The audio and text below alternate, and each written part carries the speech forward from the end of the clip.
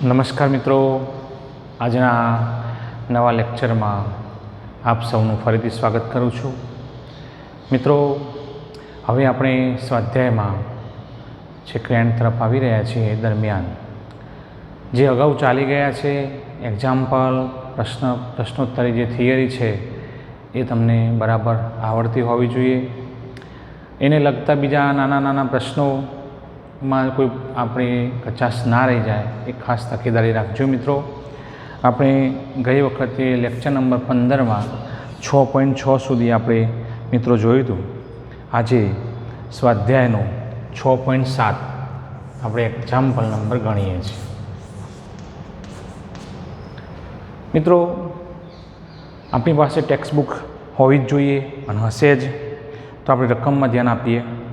પૂર્વથી પશ્ચિમ સુધી વિસ્તરેલ 10 મીટર લંબાઈનો એક સમક્ષિતિજ સીધો તાર, આમ એક્સ અક્ષમાં સમક્ષિતિજ આપણે સીધો તાર લેવાનો છે સુરેખ, 5 મીટર પ્રતિ સેકન્ડની ઝડપથી પૃથ્વીના ચુંબકીય ક્ષેત્રના સમક્ષિતિજ ઘટક 0.30 × 10⁻⁴ વેબર પ્રતિ મીટર સ્ક્વેરને લંબરૂપે નીચે પડી રહ્યો છે. તો નંબર એ, આ તારમાં પ્રેરિત ઈએમએફનું તાક્ષણિક મૂલ્ય શું હશે? પ્રેરિત ઈએમએફનું આપણને એ વખતે મૂલ્ય કેટલું મળશે? આ ઈએમએફની દિશા શું હશે? આ તારનો કયો છેડો ઊંચા વિદ્યુત સ્થિતિમાન પર હશે? મિત્રો, તો આપણે પહેલાં તો એ સમતલની વાત કરીએ. ધારો કે હું એમ કહું કે એક સમતલમાં અહીંયા સમક્ષિતિજ સમતલ ધારો કે મેં અહીંયા બનાવું છું. આ સમક્ષિતિજ સમતલ છે અને એમાં એક સળિયો કે જે સમક્ષિતિજ સમતલમાં પૂર્વથી પશ્ચિમ તરફ આપણને રહેલો છે એવું આપણે કીધું છે. આ ધારો કે એક સળિયો છે પૂર્વથી પશ્ચિમ તરફ. આને હું પૂર્વ દિશા કહું છું, આને પશ્ચિમ દિશા કહીએ છીએ. પછી આ જે દિશા થશે એ આપણા માટે દક્ષિણ થશે અને એની બરાબર ઉપરની બાજુ થશે એ ઉત્તર દિશા થશે. અને આ સળિયો કે જેની લંબાઈ છે L 10 મીટર છે, L બરાબર સળિયાની લંબાઈ બરાબર 10 મીટર. હવે એમ કે ચુંબકીય ક્ષેત્રનો સમક્ષિતિજ ઘટક, હવે સમક્ષિતિજ એટલે તો એક્સ અક્ષને સમાંતર, તો એ દિશામાં સમક્ષિતિજ ઘટક જે છે એ આપણને અહીંયા કહી દીધો છે, જેને આપણે BH તરીકે આપણે ઓળખીશું. BHનું મૂલ્ય આપણને આપી દીધું છે. BHનું મૂલ્ય આપણને આ દિશામાં આપણે રકમ પ્રમાણે કહીએ તો આપણને મળશે BH. H એટલે હોરિઝોન્ટલ. સાહેબ આ બાજુ જ કેમ લીધું? તમે રકમમાં જુઓ. રકમમાં આપણને એવું કહે છે 6.7માં પૂર્વથી પશ્ચિમ સુધી વિસ્તરેલ, આની વાત કરે છે, સુધી વિસ્તરેલ 10 મીટર લંબાઈનો એક સમક્ષિતિજ સીધો તાર એ 5 મીટર પર સેકન્ડની ઝડપથી પૃથ્વીના ચુંબકીય ક્ષેત્રના સમક્ષિતિજ ઘટક મૂલ્ય આપણને આપીને લંબરૂપે નીચે પડી રહ્યો છે. સળિયો પૂર્વ પશ્ચિમ દિશામાં છે અને ક્ષેત્ર આપણે આ દિશામાં જ કેમ લીધું? તે ક્ષેત્રને લંબરૂપે નીચે પડી રહ્યો છે. એટલે સળિયો જે છે એ પૂર્વ પશ્ચિમ દિશામાં છે અને સળિયો આમ અધો દિશામાં એનો વેગ એ આપણને આપ્યો છે, નીચે પડી રહ્યો છે. તો BHની દિશા એ આપણને ઉત્તર દિશા તરફ આપણને જોવા મળે. હવે મિત્રો, જે મૂલ્યો આપ્યા છે આપણે નોંધી કાઢીએ છીએ. ચલો, મૂલ્યો આપણે નોંધીએ તો એમાં 6.7, ચલો L બરાબર 10 મીટર, પછી વેગ V બરાબર 5 મીટર પ્રતિ સેકન્ડ અને ચુંબકીય ક્ષેત્રનો સમક્ષિતિજ ઘટક 3 ગુણ્યા 0.3 છે. 0.3 ગુણ્યા 10⁻⁴ વેબર પ્રતિ મીટર સ્ક્વેર. વેબર પ્રતિ મીટર સ્ક્વેર છે. તો EMF શોધો. EMF શોધવાનું છે મિત્રો. હવે આપણે કીધું EMF એટલે વાસ્તવમાં ગતિકીય EMF. કોઈકને ગતિને લીધે, અહીંયા કોની ગતિને લીધે? તારની ગતિને લીધે આપણે આને કહીશું સુરેખ તાર.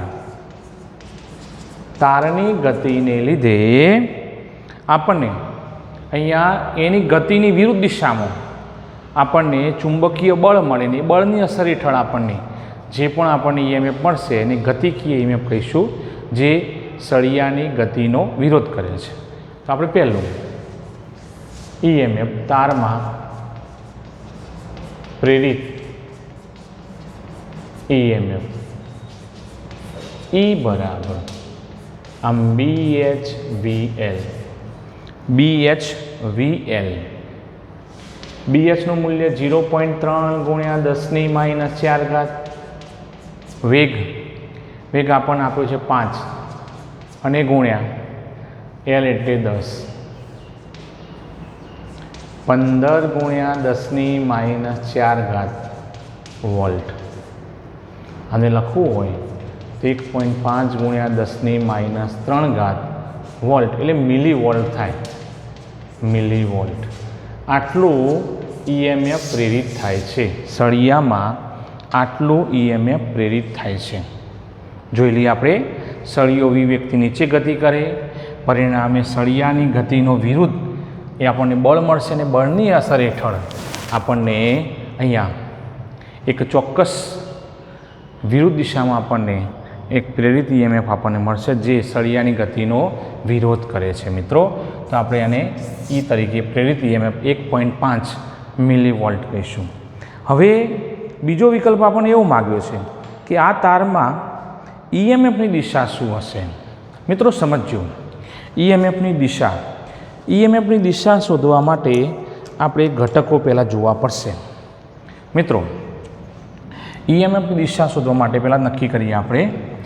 આ તાર જે છે નીચેની દિશામાં ગતિ કરે તો એની અંદર પેલા પરમાણુ પણ ગતિ કરે અને એમાં રહેલા ધન વિદ્યુત ભાર અને ઋણ વિદ્યુત ભાર પણ ગતિ કરશે. એટલે તારમાં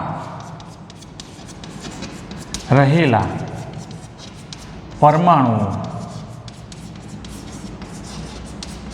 પર ચલો F બરાબર સદિશ બરાબર Q V સદિશ ક્રોસ B સદિશ જેટલું બળ લાગે છે. હવે મિત્રો હું અહીંયા V અને Bની દિશા બતાવું છું. ધારો કે આપણે જે લઈએ છીએ અહીંયા આ પ્રમાણે જુઓ. આમ બતાવ્યું છે, આમ વાસ્તવમાં તો સમક્ષિતિજ છે એટલે એની દિશા હું આમ બતાવું છું. બરાબર. પછી આપણે આની વાત કરીએ છીએ. બરાબર. ચલો એ અહીંયા નીચે આ શું છે આપણા માટે? આમ આ પ્રમાણે છે. બરાબર. આમ ખ્યાલ આવી ગયો. આ બાજુ BH અને નીચે વેગ V. સમતલ નક્કી થયું. હવે V અને Bથી બનતું સમતલ જે છે એને લંબરૂપે તમે જમણા હાથનો સ્ક્રૂ ફેરવો તો એ આપણને અહીંયા Qની દિશા વિદ્યુત ભાર માટે લાગતું બળની દિશા મળશે. જો હું અહીં Q બરાબર એની લઈ લઉં, Q બરાબર એની, અને એમાં N બરાબર પ્રોટોન માટે કહું તો Q બરાબર E, કારણ કે N બરાબર આપણે એક લીધો છે. તો આ ધન વિદ્યુત ભાર માટે હોય. ધન વિદ્યુત ભાર માટે જોઈએ તો જુઓ આમ સમતલ છે. ચલો મારો આ જે ચોક છે એ BHની દિશા મળે. ભલે બતાવ્યું છે આમ પણ વાસ્તવમાં સમક્ષિતિજ લેવાનું આમ. અને પીળા ચોકની દિશા કોની દિશા છે? સળિયાના વેગની દિશા. હવે આપણે V અને Bથી બનતું સમતલ નક્કી કર્યું તો આ સમતલ છે. જમણા હાથનો સ્ક્રૂ ગોઠવ્યો લંબરૂપે. જમણા હાથનો સ્ક્રૂ. હવે પહેલો ઘટક કયો છે? V. બીજો ઘટક B. તો V નીચે છે. હવે Vથી આમ ફેરવું આમ ફેરવું, આમ સમતલ રાખીને લંબરૂપે મૂકીને પછી આમ ફેરવું છું, કારણ કે વી છે, પહેલો ઘટક વી છે, વીથી બી બંનેના હેડ જોડવાના, વીથી બી તમે એન્ટી ક્લોકવાઇઝ ફેરવો, એન્ટી ક્લોકવાઇઝ ફેરવીએ તો આપણે આમ ફેરવીએ તો આ સ્ક્રૂ કઈ બાજુ આવે બોલજો, બહારની બાજુ આવે કે ના આવે? ફરીથી આમ આમ ફેરવો તમે તો બહારની બાજુ આવે, અને બહારની બાજુ એટલે અહીંયા આપણે ધન વિદ્યુતભાર લીધો છે, તો અહીંયા આ જે છેડો છે એમાં અહીંયા બધા રહેલા ધન વિદ્યુત ભારો પર અહીંયા આ દિશામાં બળ લાગે, પ્લસ વિદ્યુત ભાર પર, પણ ધન વિદ્યુત ભાર ગતિ કરી શકતા નથી, પરિણામે એને વિરુદ્ધ દિશામાં એટલે આ છેડેથી આ છેડા તરફ આપણને ધ્રુવ વિદ્યુત ભાર એટલે કે ઇલેક્ટ્રોન પર બળ લાગશે, એની વિરુદ્ધ દિશામાં, એટલે અહીંયા મારે માઇનસ કરીએ વિરુદ્ધ દિશા મળશે, એ આ ધન બની કરતો વિરુદ્ધ દિશા, પરિણામે થોડા સમય પછી આ છેડો શું બની જશે? ઋણ બની જશે, તો અહીંયા કયો વિદ્યુતભાર ખુલ્લો થશે? ધન વિદ્યુતભાર ખુલ્લો થાય છે. ચલો EMFની દિશા રૈવાજિક પ્રવાહની દિશા તરફ આપણે લઈએ, આ છેડો ઊંચા વિદ્યુત સ્થિતિમાં એટલે ધન બેટરી કહેવાય, ધન છેડો, આ ઋણ છેડો કહેવાય. જો બાહ્ય પરિપટ લઉં તો પૂર્વ છેડો ધન બન્યો ને, તો પૂર્વથી એમ આગળ જાય બહારની બાજુએ, પણ સળિયાની અંદરની વાત કરું તો સળિયાની અંદર પ્રવાહની દિશા અથવા EMFની દિશા ઋણ વિદ્યુતભારથી ધન વિદ્યુતભાર તરફની હોય છે. એટલે અહીંયા એક છેડો ઋણ બને છે, એક છેડો ધન બને છે, એટલે અહીંયા EMF રચાય અને કેટલું EMF મળશે? 1.5 મિલીવોલ્ટ. ચલો ખ્યાલ આવી ગયો. તો આપણને સળિયાના બે છેડા કેવી રીતે આપણને ખ્યાલ આવી ગયો અહીંયા? તો જુઓ આપણી પાસે સૂત્ર છે ચુંબકીય બળનું, બોલી જાઓ, સદિશ F બરાબર Q, V સદિશ ક્રોસ B સદિશ, હું Q બરાબર એની લઉં અને એક જ ઇલેક્ટ્રોન અથવા એક જ પ્રોટોનને ધ્યાનમાં લો તો એન બરાબર મારે 1 લેવાય, એટલે અહીંયા Q બરાબર શું થયું? E. એટલે પર્ટિક્યુલર હવે હું અહીંયા પ્રોટોન એટલે કે ધન વિદ્યુત ભારને ધ્યાનમાં લીધો છે અહીંયા, તો Qની જગ્યાએ મેં શું મૂક્યો? E. એટલે અહીંયા જે બળ લાગશે ધન વિદ્યુત ભાર પર લાગતું બળ છે. હવે તમે આમ મૂક્યો છે, જુઓ આ બીની દિશા અને આ સળિયાના વેગની દિશા નીચે આવે છે, એટલે સમતલ આ નક્કી થયું.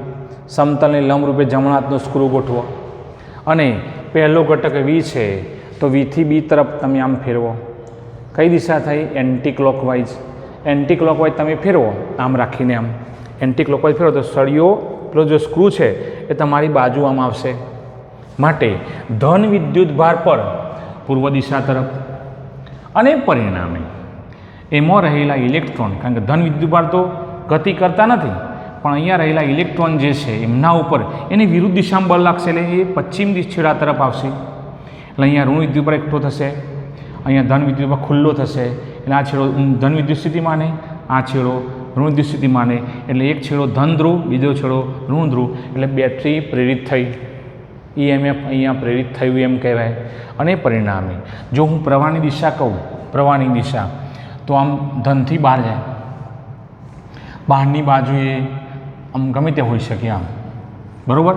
પણ હું સળિયાની અંદરની બાજુ વાત કરું તો બેટરી જે રચાય છે, હું ધારો કે મારી બેટરી કેવી હોય તો આમ બેટરી બતાવો તો જુઓ આ પ્રમાણે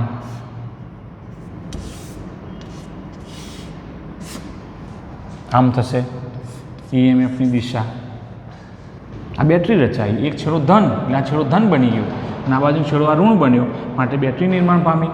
પરિણામે સળિયાની અંદર કઈ બાજુ હશે? પશ્ચિમથી પૂર્વ તરફ, અને સળિયાની બહારની બાજુએ પૂર્વથી ગમે તે દિશામાં હોઈ શકે, કારણ કે પોતે એક બેટરી છે, જોડાણ ના કર્યું કહેવાય. આટલું જ છે, હજુ આપણે આગળ જોડાણ કરીએ તો આપણો પરિપથ પૂર્ણ થયો કહેવાય. માટે અહીંયા EMF અહીંયા આ પ્રમાણે રચાય છે. સી તમને વિકલ્પ સી કીધો છે, તો સી વિકલ્પમાં તમને આ તારનો કયો છેડો ઊંચા વિદ્યુત સ્થિતિમાન પર હોઈ શકે? તો આપણે કયો છેડો ઊંચા વિદ્યુત સ્થિતિમાને કહીશું? તો તારનો પૂર્વ છેડો ઊંચા વિદ્યુત સ્થિતિમાને હશે, કારણ કે પેલા બળની અસર હેઠળ વિદ્યુત ભારો સળિયો ગતિ કરે છે નીચેની બાજુએ તો એમને પણ નીચેની બાજુ ગતિ કરવાનું થાય દરમિયાન બળની દિશા ધન વિદ્યુતભાર પર પૂર્વ દિશામાં અને પરિણામે ઋણ વિદ્યુતભાર એટલે ઇલેક્ટ્રોન પર આપણને ડાબી બાજુએ એટલે કે પશ્ચિમ દિશામાં બળ અનુભવાય છે અને પરિણામે એક છેડો જે પશ્ચિમ બાજુનો છે ઋણ વિદ્યુતભારિત બન્યો અને જમણી બાજુ પૂર્વ બાજુનો છેડો છે ધન વિદ્યુતભારિત બન્યો માટે બેટરી નિર્માણ થઈ અને એ વખતે પ્રવાહની દિશા આમ તો રૈવાજિક પ્રવાહ કહીએ ધનથી ઋણ કહીએ છીએ અહીંયા સળિયો પોતે જ બેટરી છે હજુ એનું જોડાણ નથી કર્યું તો પૂર્વ દિશાથી બહારની બાજુએ ગમે તે દિશામાં હોઈ શકે ગમે તે હોઈ શકે પણ સળિયાની અંદરની વાત કરું તો બેટરીમાં અંદર શું થાય ઋણથી ધન તરફ પ્રવાહની દિશા હોય છે એટલે પશ્ચિમથી પૂર્વ તરફ તમને પ્રેરિત પ્રવાહની દિશા મળે. ચલો મિત્રો 6.8 આપણે એક્ઝામ્પલ નંબર જોઈએ તો એક પરિપથમાં 0.1 સેકન્ડમાં વિદ્યુત પ્રવાહમાં 5 એમ્પિયરથી 0.0 એમ્પિયર ઘટાડો થાય છે. એટલે 5 એમ્પિયરથી ઘટીને ક્યાં જાય છે 0 એમ્પિયર. જો 200 વોલ્ટ સરેરાશ EMF પ્રેરિત થાય તો આ પરિપથના આત્મપ્રેરકત્વનો અંદાજ મેળવો. જોઈએ જો તમને પ્રવાહનો ફેરફાર આપ્યો છે એટલે પહેલું જે આપ્યું છે એ સમય આપ્યો છે ડેલ્ટા ટી બર અથવા તો ડીટી કહી શકો તમે 0.1 સેકન્ડ. પછી I1 બરાબર 5 એમ્પિયર, I2 બરાબર 0 એમ્પિયર અને સરેરાશ EMF બરાબર આપણને આપ્યું છે 200 વોલ્ટ. તો તો આ પરિપથના આત્મપ્રેરકત્વ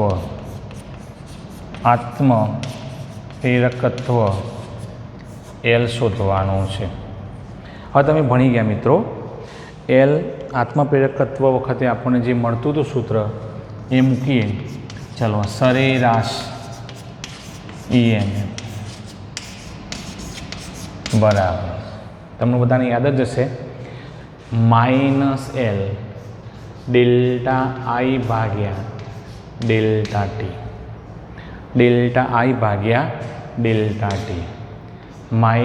-L I2 I1 delta I નો મતલબ શું પ્રવાહમાં થતો ફેરફાર ભાગ્યા ડેલ્ટા ટી અને અહીંયા સરેરાશ EMF તો ખરું જ. ચલો કિંમત મૂકીએ 200 એની કિંમત બરાબર -L. ચલો અહીં મૂકીએ આપણે I2 ની કિંમત કેટલી છે મિત્રો 0, I1 ની કિંમત 5 અને ડેલ્ટા ટી 0.1. ચલો 200 બરાબર આ -L -5 કારણ કે 0માંથી 5 જશે. આ તો બધું સાદું રૂપ આપણા માટે હવે એકદમ ઇઝી છે આપણે કરતા આવીએ છીએ રોજે રોજ. ચલો 200 બરાબર 5L ભાગ્યા 0.1 તો L બરાબર 200.1 ભાગ્યા 5 40 ગુણ્યા 5 એટલે 200 થશે. આપણે પ્રમાણે અહીંયા એનો જવાબ લાવીએ તો 200 ગુણ્યા 0.1 ભાગ્યા 5 એટલે આપણા માટે જવાબ આવશે 4 હેનરી. યાદ રાખો આત્મ પ્રેરકત્વનું એકમ હેનરી થાય છે. L બરાબર 4 હેનરી. ચલો હવે 6.9 પાસે રહેલ કૂંચળાની જોડનું અન્યોન્ય પ્રેરકત્વ. તમને યાદ હશે અન્યોન્ય પ્રેરકત્વનો આપણે સંકેત M લઈએ છીએ. મ્યુચ્યુઅલ ઇન્ડક્શન કહેવાય. અન્યોન્ય પ્રેરકત્વ.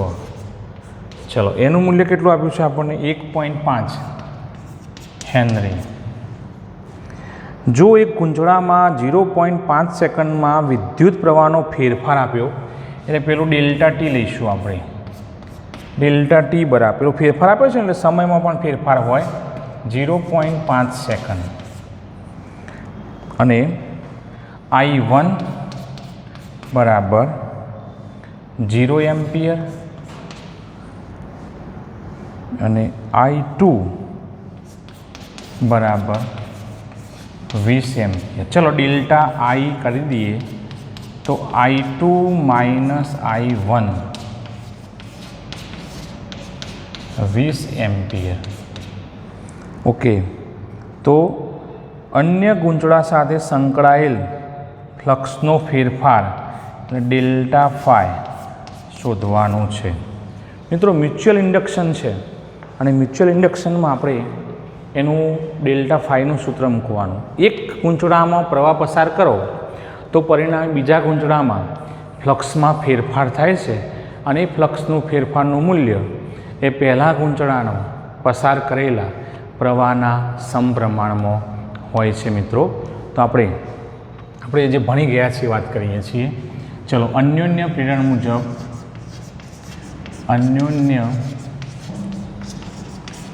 મુજબ ચલો ફ્લક્સ ફાઈ ચલે છે I. ચલો અહીંયા ફ્લક્સ ફાઈ બરાબર MI કહીએ. ફ્લક્સમાં જો પરિમાણમાં કોઈ ફેરફાર ના થાય તો આપણે આવું કહીએ છીએ, એનો ડેલ્ટા ટી અથવા તો ડીટી કહીએ એમ ડેલ્ટા I ભાગ્યા ડેલ્ટા ટી. અને હવે આપણે જાણીએ છીએ કે પ્રેરિત EMF E બરાબર, અને એમાં સરેરાશ પ્રેરિત EMF લઈએ, સરેરાશ કારણ કે ડેલ્ટા છે એટલે બરાબર minus delta phi by delta T. અને એના બરાબર આ પેલા ફેરાડેનો નિયમ આવ્યો માઇનસ એમ. અહીં માઇનસ લીધું, આ બંને સરખું છે. આ ફેરાડેનો નિયમ આવ્યો, તમને યાદ હશે, પણ જેનો માઇનસ મૂકવું પડે એટલે અહીંયા માઇનસ મૂક્યું આપણે ડેલ્ટા I ભાગ્યા ડેલ્ટા ટી. તો બરાબર હવે આપણી પાસે આ પ્રમાણેનું સૂત્ર છે. ફરીથી સરેરાશ પ્રેરિત EMF કેમ લીધું તો અહીંયા ડેલ્ટાવાળા પદો છે, સૂક્ષ્મ ફેરફાર છે માટે પ્રેરિત EMF લેવાય. બીજું આપણને ફેરાડેનો નિયમ આવો આપણને મળતો હતો E બરાબર માઇનસ ડી5 બાય ડીટી, આવું બોલતા હતા આપણે. અહીં ડેલ્ટામાં લીધું એટલે સરેરાશ શબ્દ વાપર્યો. કોઈ નવું આપણે બહારથી કોઈ ખર્ચો કર્યો જ નથી, કોઈ સૂત્ર બહારથી લાવ્યા જ નથી, આપણી પાસે છે જ પહેલાંથી વી આર લકી. હવે આપણે આની જગ્યાએ હવે આને વિચારીએ. હમણાં જ આપણે સૂત્ર મૂક્યું હતું પણ એલવાળું મૂક્યું હતું. E બરાબર સરેરાશ EMF E બરાબર આપણે આવું લખી શકીએ. તો આ તો બંને એક જ સૂત્ર થયા માટે આ બંને સરખાઈ દઈએ. માઇનસ ડેલ્ટા ફાઈ ભાગ્યા ડેલ્ટા ટી બરાબર માઇનસ એમ ડેલ્ટા I ભાગ્યા ડેલ્ટા ટી. મિત્રો હવે આપણી પાસે જે મૂલ્યો છે એનો ઉલ્લેખ કરીએ આપણે. જો બંને બાજુએ ડેલ્ટા ટીનો લોપ થાય છે અને માઇનસ ચિહ્નનો લોપ થાય છે એટલે ડેલ્ટા ફાઈ બરાબર એમ ડેલ્ટા I મળે. આવું જોજો, ડેલ્ટા ફાઈ બરાબર ઋણ ચિહ્ન બંને બાજુ સમાન છે અને ડેલ્ટા ટી વાળું પદ સમાન છે એટલે બંને બાજુથી એ પદનો હવે કોઈ અર્થ નથી. ડેલ્ટા ફાઈ બરાબર આપણને આવું મળશે. ચલો એમની કિંમત કેટલી છે? એમની કિંમત 1.5 અને ડેલ્ટા I 20, તો 3 વેબર, સોરી 30 વેબર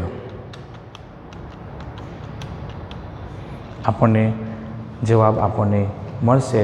એટલું આપણને ફ્લક્સમાં ફેરફાર આપણને મળવાનો છે. બોલો મિત્રો, ખ્યાલ આવી ગયો? સરેરાશ પ્રેરિત EMFના સૂત્રમાં આપણે બે સૂત્રો ભેગા લખ્યા છે. E બરાબર minus del phi by del T જે લખ્યું છે, ડેલ્ટા ટી જે લખ્યું છે એ ફેરાડેનો નિયમ લખ્યો છે. પણ એવું ને એવું સૂત્ર E બરાબર minus M delta I by delta T આપણે અન્યોન્ય પ્રેરણામાં મૂકી દો અને એક જ સૂત્ર કહીશું એટલે સરખાવીએ તો આપણને આવું પરિણામ મળે છે. ચલો મિત્રો 6.10 એક્ઝામ્પલ નંબર જોઈએ.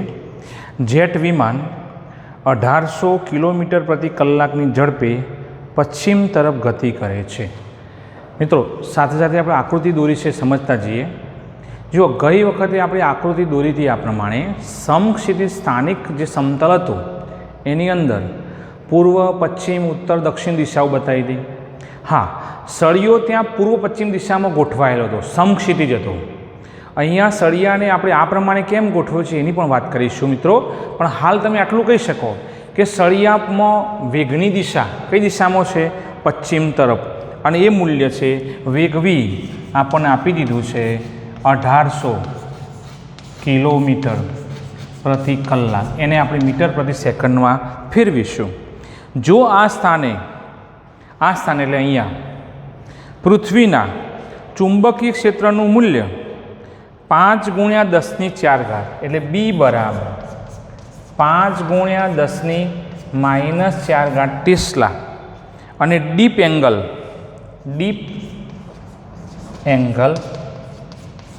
ફાઈ બરાબર 30 ડિગ્રી આપ્યું છે આપણને હોય તથા જો પાંખોના છેડાઓ વચ્ચેનો ગાળો એટલે બંને છેડા એક અહીંયા અને નીચે, તો આ છેડાઓ વચ્ચેનો ગાળો એટલે આપણા માટે લંબાઈ આવે. તો લંબાઈ કેટલી આપી છે આપણને? લંબાઈ L બરાબર કેટલી આપી છે?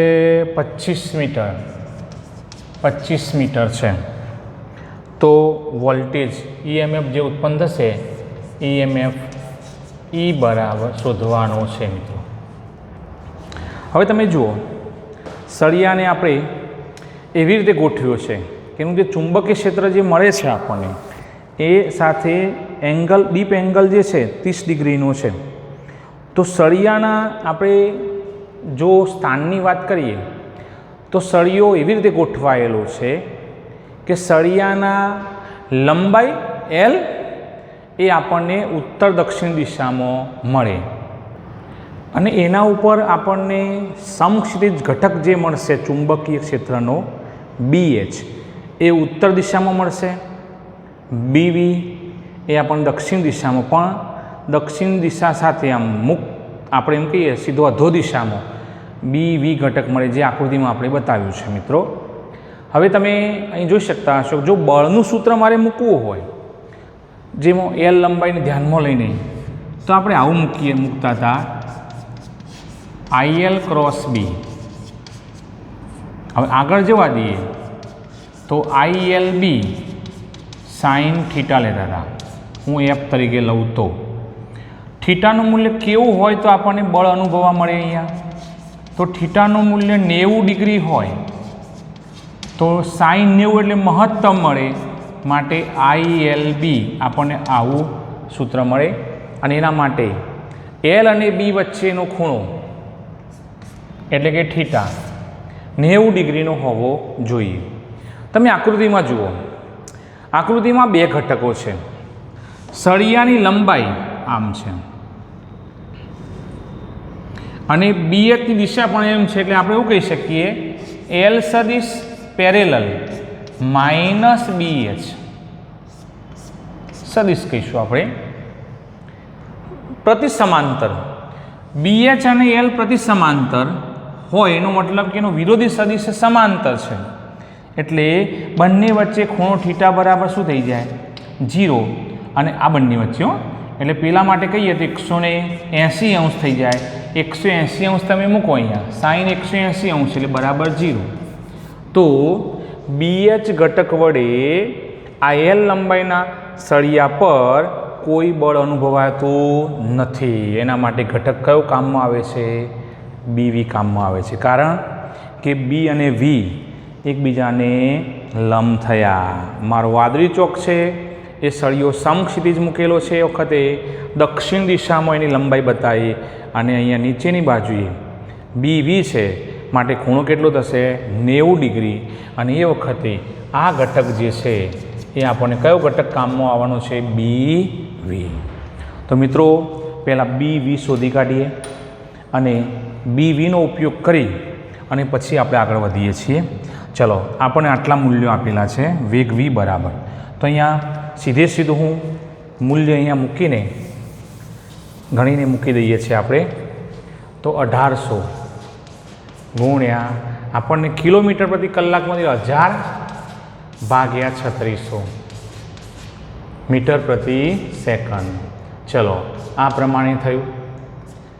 એટલે અહીંયા 2 એટલે 500 મીટર પ્રતિ સેકન્ડ થશે. શું થશે? 1800 કિલોમીટર પ્રતિ કલાક એટલે 500 મીટર પ્રતિ સેકન્ડ. ચલો, કયો ઘટક ચુંબકીય ક્ષેત્રનો કામમાં લેવાનો છે અહીંયા? BH નહીં પણ BV. તો પહેલાં કહીશું ઉર્ધ્વ ઘટક જે છે અહીંયા અધો દિશામાંનો છે એટલે BV બરાબર. હવે એનું શું તમે જાણો છો? B sin phi. B sin phi. જો BH હોત તો B cos phi. ચલો બરાબર. બીનું મૂલ્ય તમને આપ્યું છે 5 ગુણ્યા 10⁻⁴ sin 30. ડીપ એંગલ કેટલો આપ્યો છે આપણને? 30. ચલો, 5 ગુણ્યા 10⁻⁴ sin 30 એટલે 1/2 એટલે 2.5 ગુણ્યા 10⁻⁴ ટેસ્લા. જેના કારણે આપણને અહીંયા પેલું બળ અનુભવાય છે એનું મૂલ્ય કેટલું મળ્યું આપણને? 2.5 ગુણ્યા 10⁻⁴ ટેસ્લા. હવે પ્રેરિત EMF E બરાબર BVL, પણ અહીંયા શું મૂકવાનું? BV લેવાનું. હવે BV એટલે આપણા માટે 2.5. વેગ આપ્યો છે અને લંબાઈ પણ આપી છે, તો 2.5 ગુણ્યા 10⁻⁴. વેગ કેટલો છે? 500 અને L કેટલા છે? 25. આ બધાનો ગુણાકાર કરીએ તો આપણને જવાબ મળે છે એ મૂકી દઈશું આપણે. 500 ગુણ્યા 25 31,250 ગુણ્યા 10⁻⁴. તો 3 આવું મૂકવું એ આપણા માટે શું થશે? વોલ્ટ થશે. એ આપણો EMF જે પ્રેરિત થાય છે એનું મૂલ્ય છે. મિત્રો, હવે આપણે વાત કરવા માગીશું કે ભાઈ અહીંયા સળિયાનો કયો છેડો ધન અને કયો છેડો ઋણ મળે છે તે. તો જુઓ, એના માટે આપણે આ જ વાત કરવાની છે. F બરાબર Q V ક્રોસ B. હવે બીની જગ્યાએ શું લઈશું આપણે? BV. હવે આને મૂકવું તો E લઈશું. મેં E લીધું એનો મતલબ Q બરાબર મેં શું લીધું છે? એની, અને એમાં એક જ લીધો છે પ્રોટોન, એમ સમજવાનું તમારે. ખ્યાલ આવી ગયો? ચલો, V સદિશ ક્રોસ B સદિશ આમ થયું. ખ્યાલ આવી ગયો? આની જે દિશા હશે એ ધન વિદ્યુતભાર પર લાગતા બળની દિશા હશે. એની વિરુદ્ધમાં ઇલેક્ટ્રોનની દિશા આપણે ગણવાની છે. તો જુઓ, V અને Bની દિશા. V દિશા આમ છે, સળિયાના વેગની દિશા, અને BV આમ છે. તો સમતલા નક્કી થયું. ચલો, સમતલને લંબ રૂપે જમણા હાથનો સ્ક્રૂ ગોઠવીએ. ધારો કે મેં આ જમણા હાથનો સ્ક્રૂ મૂક્યો છે. જુઓ, હવે સમજી લો, પહેલો V લેવાનો. તો પીળો ચોક જે છે એનો આ હેડ V થશે અને અહીંયા B થશે, BV થશે. તો મારે Vથી આમ B ફેરવવાનું. પહેલો ઘટક જે છે એ આપણને સ્ટાર્ટ આપશે, તો Vથી B. હવે આ તો એન્ટી ક્લોકવાઇઝ થયું. જુઓ, હવે એન્ટી ક્લોકવાઇઝ થયું તો તમે આમ એન્ટી ક્લોકવાઇઝ ફેરવો તો સ્ક્રૂ કઈ બાજુ આવે? બહારની બાજુ. બહારની બાજુ એટલે દક્ષિણ દિશામાં. અને દક્ષિણ દિશામાં જ્યારે હોય તો આપણે એવું કહી શકીએ કે અહીંયા દક્ષિણ દિશા બાજુ ધન વિદ્યુત ભારો એ બળ અનુભવે છે. કારણ કે આપણે પેલું સૂત્ર ધનનું લીધું, એનો મતલબ કે વિરુદ્ધ દિશામાં ઉત્તર બાજુ એ કોણ અનુભવશે?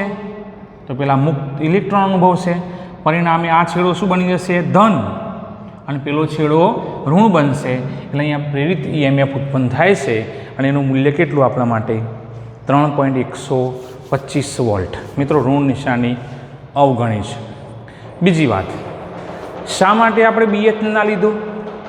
તો L અને BH એલ અને બી એચ પરસ્પર વિરુદ્ધ દિશાના છે. જુઓ, પરસ્પર વિરુદ્ધ દિશાના છે અને વિરુદ્ધ દિશાના હોય તો થીટા બરાબર 180 પ્રતિ સમાંતર થયા માટે સાઇન મેં અહીંયા લખ્યું હતું સાઇન 180 એટલે 0 થાય તો બી એચ વડે આપણને કોઈ પ્રકારનું બળ સળિયો અહીં અનુભવતો નથી. એના માટે એક જ ચુંબકીય ઘટક જવાબદાર છે અને એ થશે આપણા માટે બી વી થશે મિત્રો.